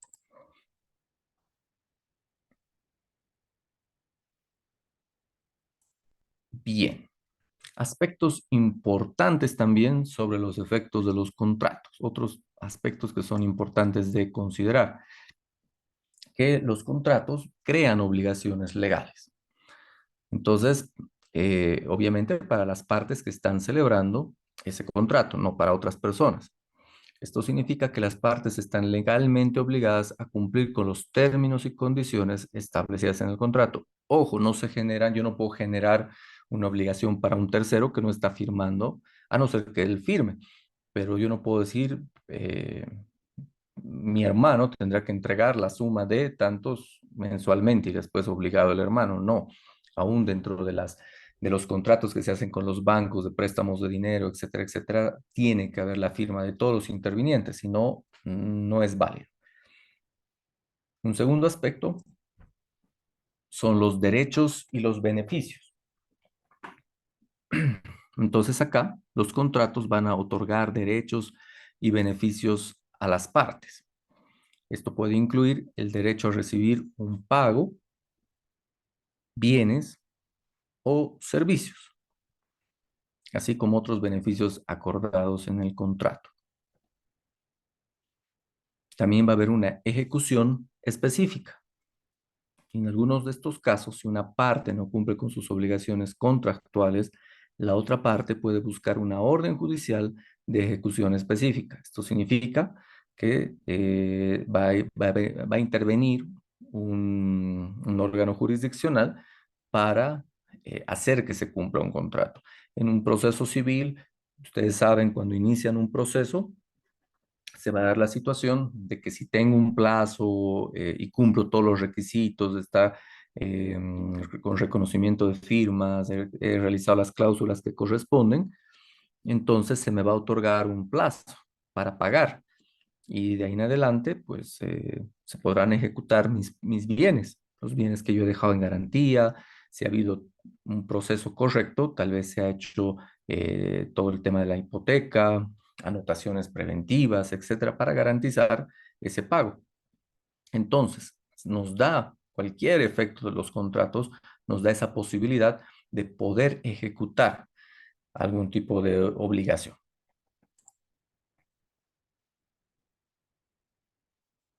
También involucra como otro efecto el pago de daños y perjuicios.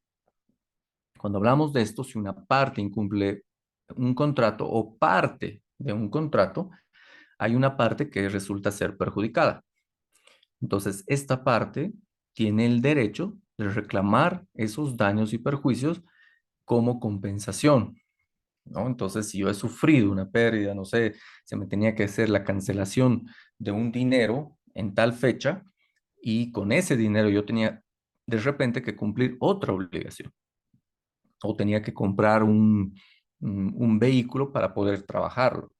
Entonces, el que no se me pague a tiempo me genera un daño que va a ser averiguable, ¿no? En un proceso, cuánto se ha generado, cuánto de daño se me ha generado no cumpliéndose una determinada obligación o el cumplimiento de un contrato. Entonces, ahí se va a poder determinar el pago de daños y perjuicios.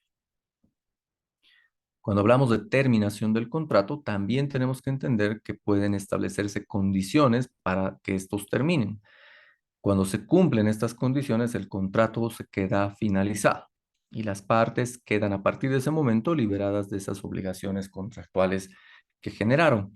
Si yo he dicho en tal plazo o con tantos pagos se va a concluir y el auto pasará a poder y a la propiedad por hacer el cambio de nombre, y yo he cumplido con todos los pagos, el vehículo todavía no estaba a mi nombre, lo he sacado a crédito de repente, entonces habiendo cumplido todas esas condiciones y todos los pagos, entonces la obligación de la otra persona es transferirme o entregarme los papeles dependiendo cómo ha sido el contrato, entregarme los papeles para que yo pueda tramitar el cambio de nombre, o finalmente, si estaba mi nombre, se me pueden entregar los papeles correctos y ya no tengo una anotación preventiva, etcétera, etcétera. Es decir, la terminación del contrato, el cumplimiento de las condiciones va a dar lugar a esta finalización. Y también se puede dar un efecto de transferencia de derechos y obligaciones. En algunos casos, las partes pueden transferir sus derechos y obligaciones a otras personas, a terceros, mediante un proceso conocido como cesión. Y esto puede permitir la venta de contratos o la delegación de responsabilidades a otros. Tal vez ustedes han podido ver en la subrogación y otros más que nos hablan de que si yo no puedo pagar una determinada deuda y he comprado con eso una casa o un terreno, puedo transferir. Tal vez no lo puedo hacer o no lo puedo vender porque tengo un crédito bancario y ese crédito bancario me impide porque ellos lo tienen los papeles o porque está con algún tipo de restricción en las ventas. Entonces yo puedo hacer una transferencia de sus derechos y obligaciones, puedo vender mi deuda, hagamos de cuenta que debía $50,000 y no los voy a poder pagar, la casa valió 100, entonces yo puedo decirle a esta persona, muy bien, te lo voy a dar en los 100,000, pero dame esos 100,000, vamos a hacer una transferencia de deudas y tú le pagas al banco el saldo, ¿no? Entonces ahí va a quedar a tu nombre y yo me quedo con la parte que sobró. Entonces vemos que los derechos y obligaciones se pueden transferir. También es importante el tema de la vigencia de términos contractuales. Los términos y condiciones de un contrato, los plazos, las fechas de vencimiento son vinculantes, o sea, son obligatorias para las partes mientras el contrato esté en vigor.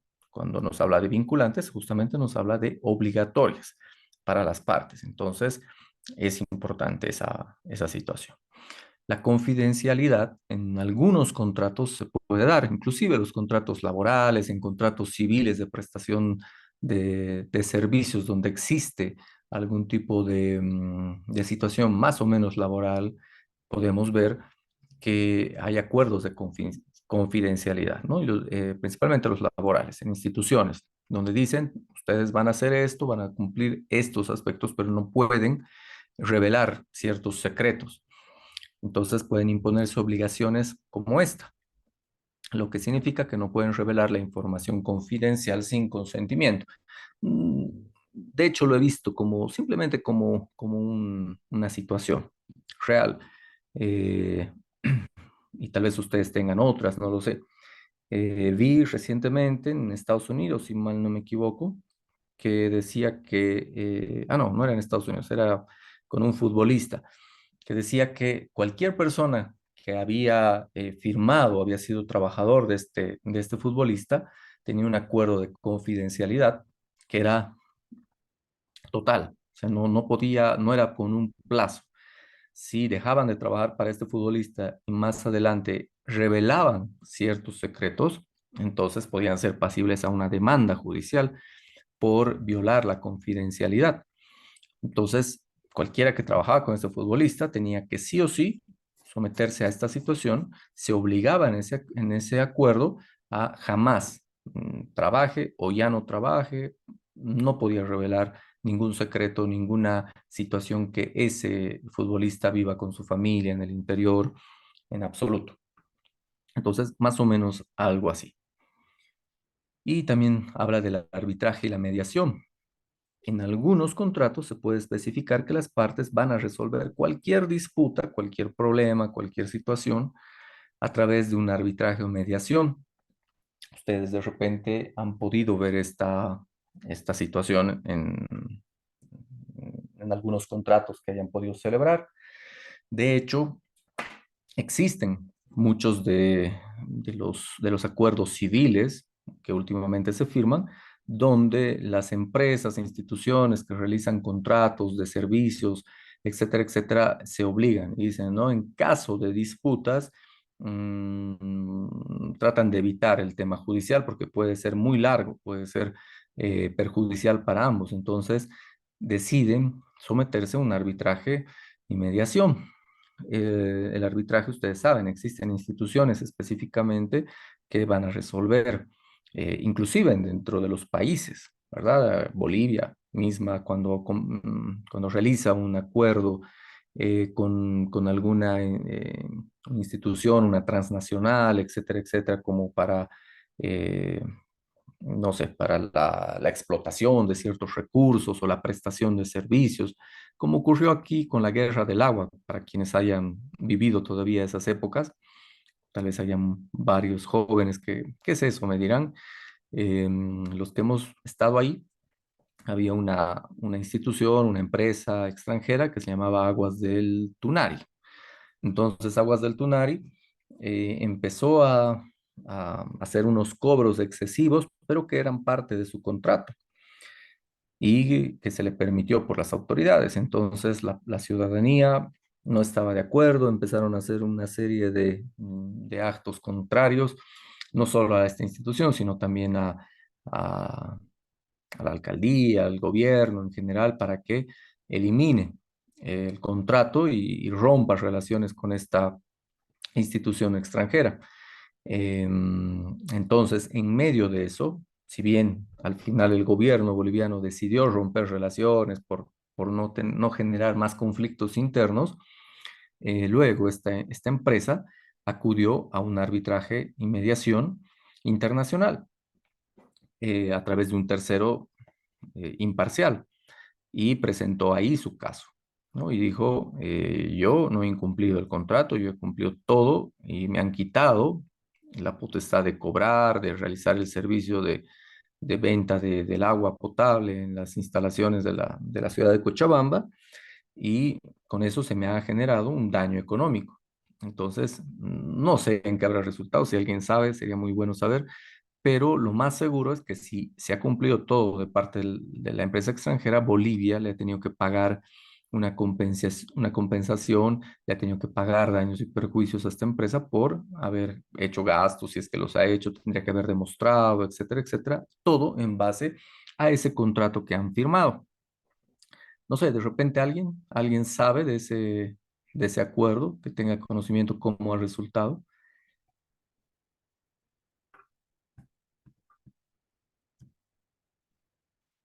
Nadie, no hay nadie de Cochabamba.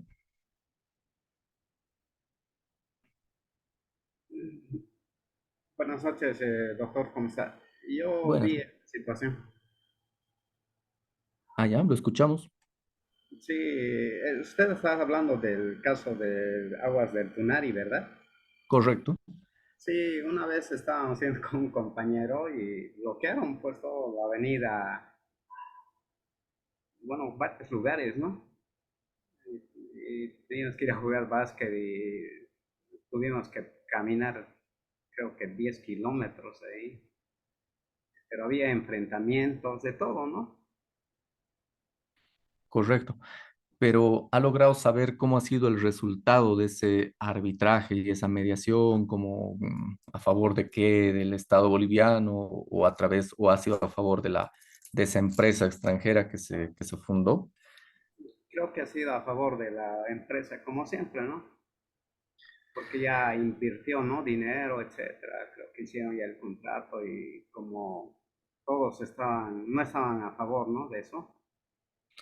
Y, Sí, y creo que rompieron nomás porque fue justamente, no sé si era en la gobernación o en la alcaldía con el actual alcalde, ¿no?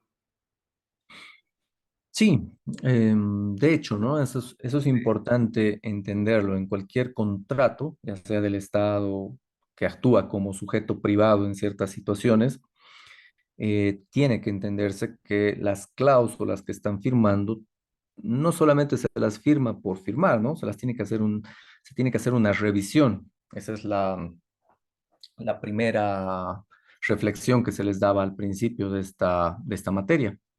Se les decía, tiene que haber una revisión adecuada con abogados que sepan acerca del tema. Yo particularmente no me metería mucho al tema de asesorar en contratos, porque soy un abogado de otra área principalmente. O sea, si bien manejamos, y estoy seguro que todos ustedes manejan todas las áreas, pero para contratos específicos donde involucra este tipo de situaciones con el gobierno, etcétera, etcétera, tienen que ser abogados especialistas en esta área que vayan a dar su visto bueno, ¿no? Firme, está bien, firme el contrato, tiene que haber una asesoría política también, porque seguramente no la hubo. Simplemente dijeron, bueno, vamos a mejorar el servicio, quiero pensar dentro de la buena fe, vamos a mejorar el servicio de la población y tal vez no se fijaron mucho que le estaban dando la vía libre para que ellos suban las tarifas, porque ese fue el problema. Se subieron a los cielos las tarifas de agua potable, de repente mejoraron los servicios, mejoró la calidad del agua, no sé, no sé qué es lo que habrá invertido esta empresa, que ha tenido que demostrar que invirtió y Doctor, sí. revisando algo de información, he podido leer acá de que llegaron a un acuerdo con el gobierno boliviano y luego de algunas protestas y luego de la firma del acuerdo, Bechtel, que era la empresa, en enero del 2006 retiró la demanda contra el gobierno boliviano, dice la información que estoy pudiendo leer en este momento.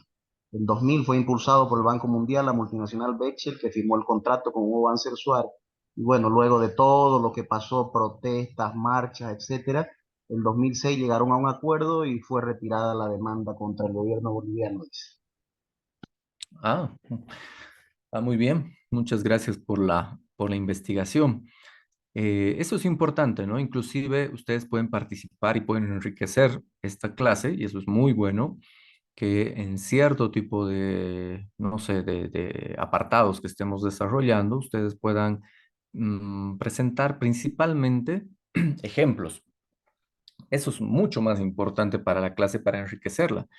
Decir, ¿no? En este caso yo puedo dar de la confidencialidad este ejemplo, y se ha dado, y se ha producido en Bolivia principalmente bajo esta situación. Es muy bueno. La Qué palabra, bien que... doctor. Sí. Bueno, pero específicamente en el caso de aguas del Tunari en Cochabamba, tampoco es que se haya dado que se haya firmado el contrato y que Bechtel haya perdido así por así el caso, porque en primer lugar eran 16.7 millones de dólares y eso ha subido a 20.2 millones.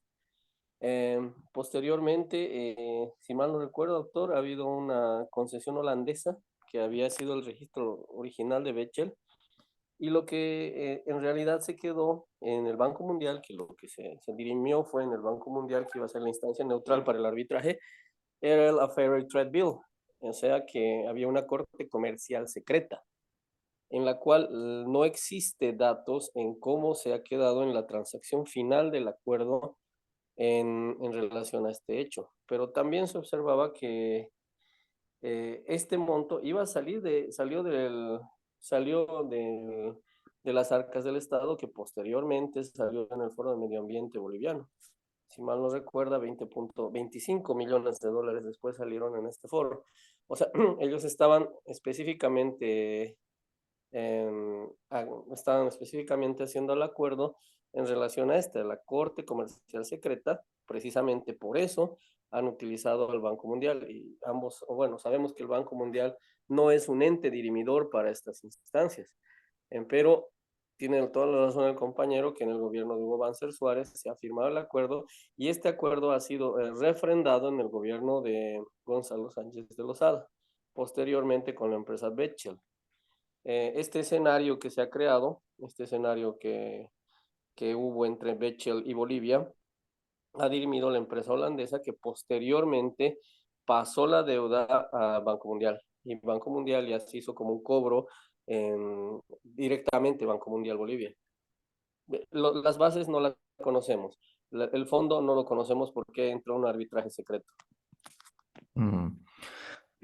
Interesante, muy interesante. De hecho, nunca ninguna empresa extranjera va a perder, ¿no? Eso es una situación que vemos constantemente, en Bolivia principalmente. Hay que pensar o que o que no leen bien los contratos que firman, o hay tanto negociado por ahí abajo, no sabemos cuál es la razón, pero que finalmente piensan que, que Bolivia, la población va a ser la que va a sufrir las consecuencias. De hecho, lo es porque esos pagos que se hayan realizado compensatorios terminan saliendo de las arcas del Estado, que son de la población, lamentablemente, y ellos han pagado esa factura, ¿no? Y, la población se quedó tranquila con eso, con la rescisión del contrato, pero más allá de eso vemos los efectos negativos que puede tener también, ¿no? En los estados, en las partes. Está muy bien.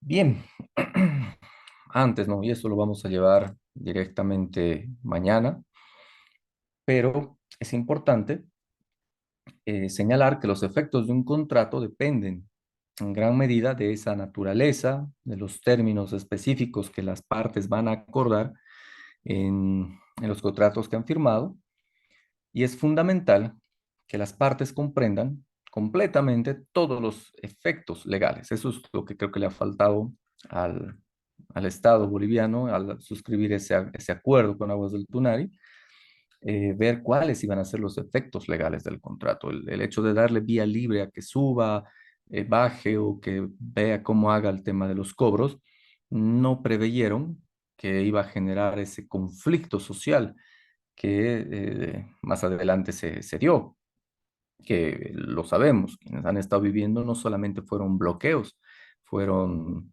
efectos terribles, ¿no?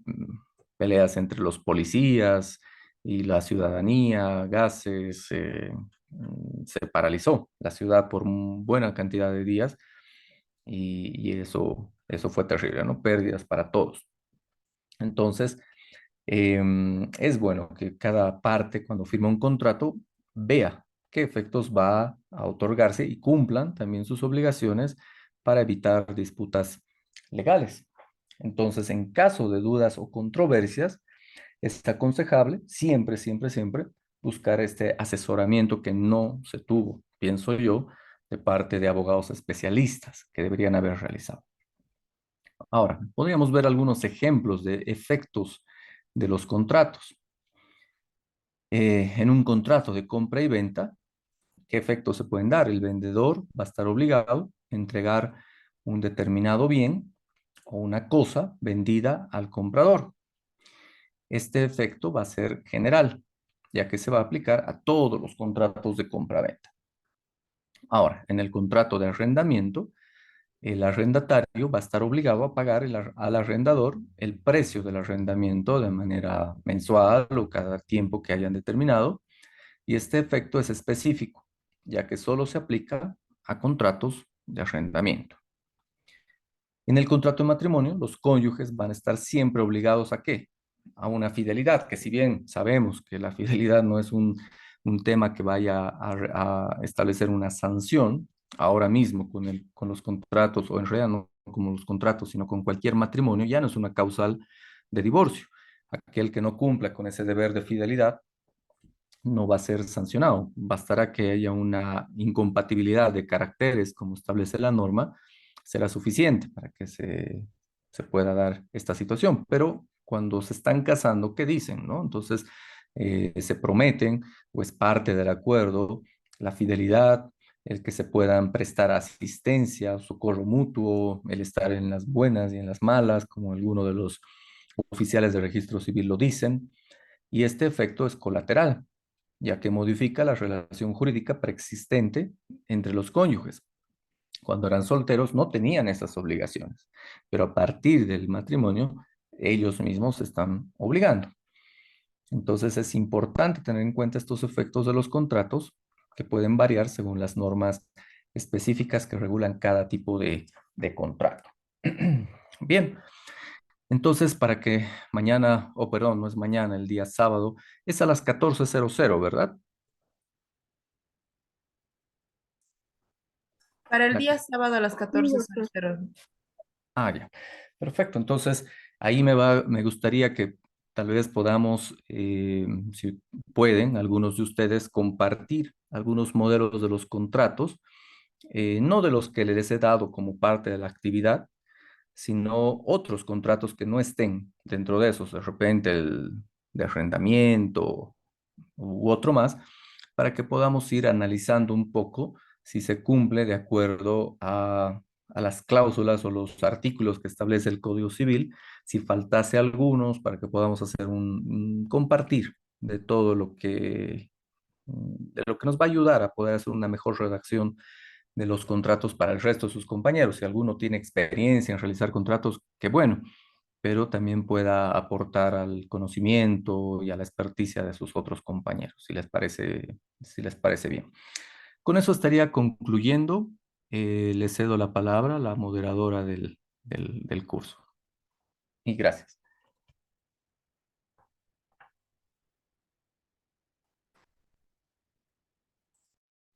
Muchísimas gracias, licenciado.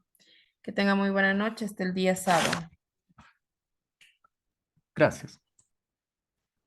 Bueno, estimados participantes, vamos a culminar con el último llamado de la lista de asistencia. Por favor, poner atención.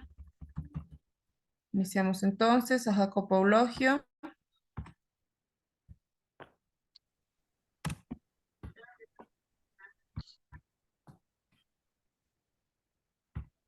Ampuero Igor.